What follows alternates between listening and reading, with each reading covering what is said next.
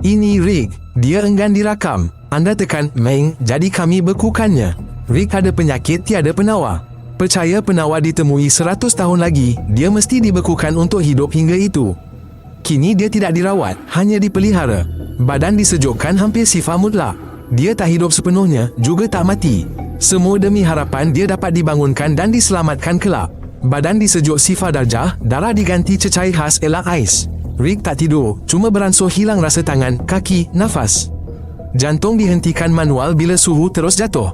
Kesedaran hilang, semua badan terhenti. Bukan mati, bukan hidup. Ini jeda. Rick dipindah hati-hati ke kapsul, dicelup nitrogen cecair. Suhu hampir negatif 200. Baginya, masa terhenti.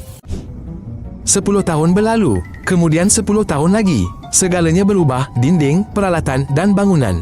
Kapsul Rick beku dipindahkan sekali dan disambungkan 2 kali ke sistem penyejukan baru. Orang yang membekukannya sudah lama tiada. Generasi berganti, dunia terus bergerak, tetapi dia tetap terbaring. Tiada pergerakan, tiada isyarat. Dia hanya menunggu, walaupun perkataan menunggu tidak sesuai. Satu-satunya yang berfungsi sepanjang masa ini adalah kesejukan. Selepas seabad, saintis kembali ke arkib. Penyakit yang membunuh Rick kini ada rawatan. Dia sesuai untuk eksperimen, tubuhnya terpelihara dan dia dahulu memberi kebenaran pemulihan memori.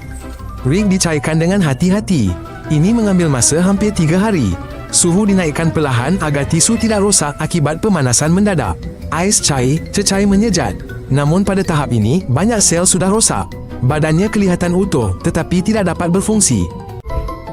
Perkara paling bahaya selepas nyah beku ialah retakan mikro. Walaupun terlindung, kapilari dalaman koyak, neuron rosak dan jantung tidak berfungsi. Saintis guna nanorobot. Ini jutaan mesin kecil bergerak dalam salur darah. Mereka baiki apa yang boleh diperbaiki. Mereka jahit kerosakan, bersihkan tisu dan pulihkan hubungan. Selepas 2 hari, jantung mula berdegup. Udara masuk ke paru-paru dan Rick bernafas semula.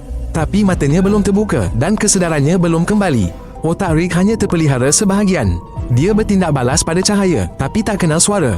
Semua kaitan ingatan musnah. Rick tidak ingat siapa dia. Dia tak faham di mana dia berada.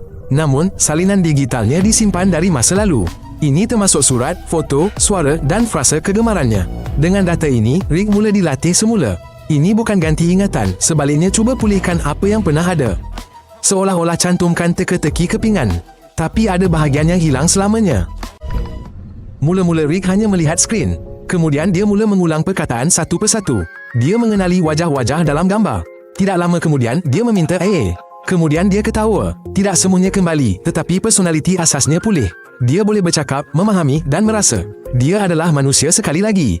Saintis menganggap ini satu kejayaan. Rick hidup semula. Kini dia ada dokumen dan tarikh lahir baru diaktifkan pada tahun 2125. Dia belum ada usia dan tiada masa lalu.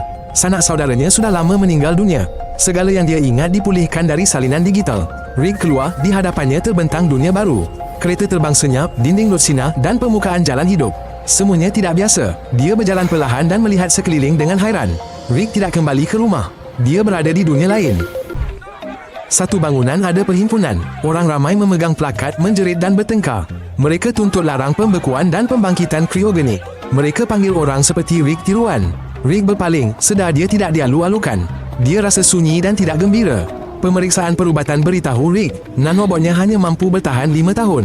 Rick lihat iklan projek pembekuan baru di koridor. Dia terus tanda tangani kontrak tanpa ragu.